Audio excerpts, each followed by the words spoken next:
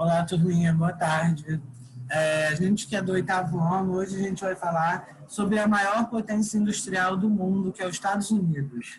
E a gente vai abrir na página 401 e a gente vai ver essa industrialização precoce, como ela veio acontecendo. Eu vou projetar a tela aqui para a gente começar a nossa aulinha. Bom, a gente vê, né, que os Estados Unidos foi a maior potência do século XX. Na página 400, vou pedir para a gente abrir aí na 400 e acompanhar pelo livro e pela aulinha aqui. Atualmente, os Estados Unidos são considerados a principal potência do mundo. Essa condição alcançada não ocorreu repentinamente. Foram necessários vários fatores para que este se consolidasse como uma das nações mais importantes do planeta. As raízes do crescimento econômico norte-americano foram fundamentais para o seu desenvolvimento. Foram menos de 4 séculos para que os Estados Unidos passassem da condição de colônia para superpotência.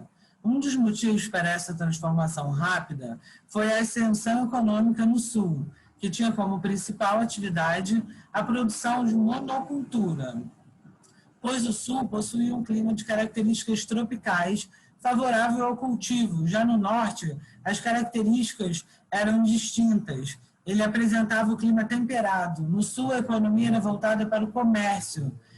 Possuía os principais centros urbanos e surgiram as primeiras indústrias e instituições financeiras, né, os primeiros bancos que a gente pode acompanhar. Os Estados Unidos contavam com diversos recursos naturais, que eram de extremamente importância para as indústrias, que estavam surgindo no Nordeste do país. Isso desencadeou vários avanços. Eles impulsionaram a aceleração comercial com a expansão do mercado interno e gerou próspera econômica. Maciços investimentos em mineração no século XIX e o aumento ainda mais da produção. Ou seja, a gente vê um investimento muito grande nos Estados Unidos, né? No final do século XIX, a descoberta e a extração do petróleo deram novos rumos à economia norte-americana, pois esse momento promoveu uma revolução dos transportes, com a criação do automóvel pelo empresário Henry Ford. Esse criou um novo modelo de produção na linha de montagem e uma nova forma de ver o mercado.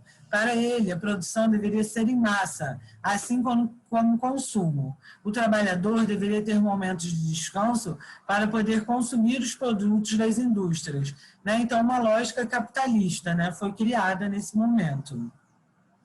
A ascensão da economia norte-americana deve-se principalmente pela intensa acumulação de capital ocorrida na segunda metade do século XIX. No início do século XX, o país já possuía grandes empresas que detinham os monopólios do petróleo, o aço, os automóveis e as ferrovias.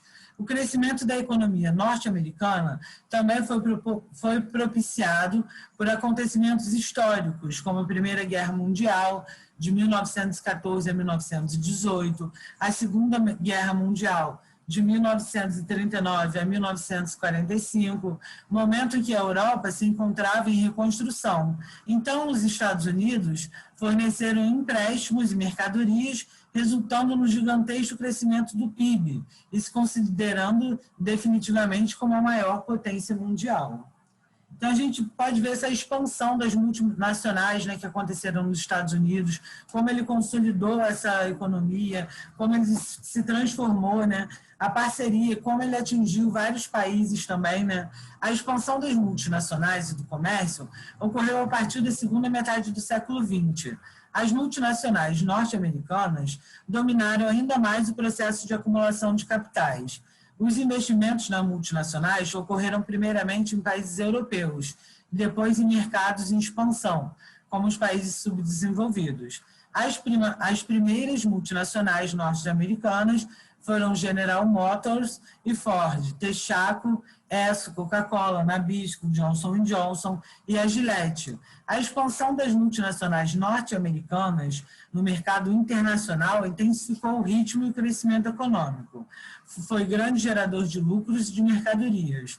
mas hoje o comércio externo americano corresponde a 16% do total mundial. O país mantém relações comerciais com grande parte das nações.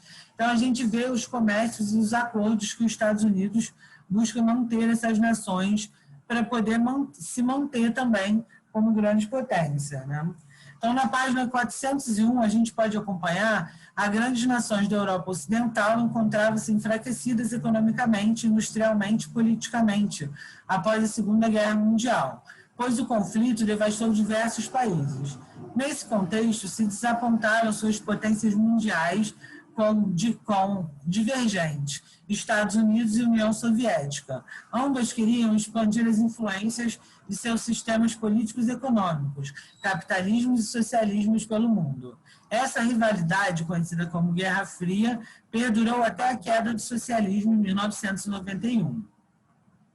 Então, um dos principais motivos que conduziram os Estados Unidos a se desapontarem como potência mundial foi o financiamento ou o empréstimo que a nação forneceu aos países europeus para a reconstrução das nações destruídas pela guerra. Esse processo foi denominado de Plano Marshall. Além da ajuda financeira, os Estados Unidos estabeleceram de produtos industrializados à Europa, né? Então, os Estados Unidos abasteciam a Europa com esses produtos industrializados. E outros países que anteriormente mantinham relações comerciais com as potências europeias. Então, os Estados Unidos ele acaba pegando esse mercado todo comercial.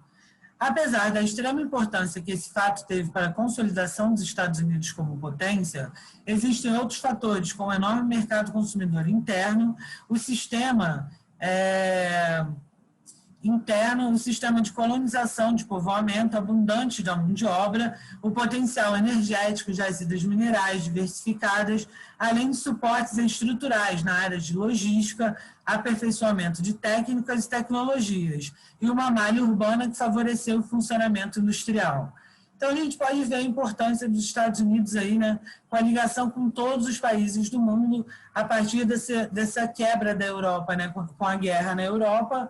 Os Estados Unidos ajudou a Europa a se reconstruir e fez um pacto com todos os países para fornecer esses produtos industrializados que eles detêm o poder, né, e o lucro sobre eles.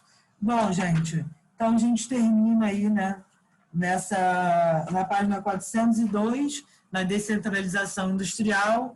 Qualquer dúvida que vocês tiverem é só me chamar. É um prazer estar com vocês. Boa tarde.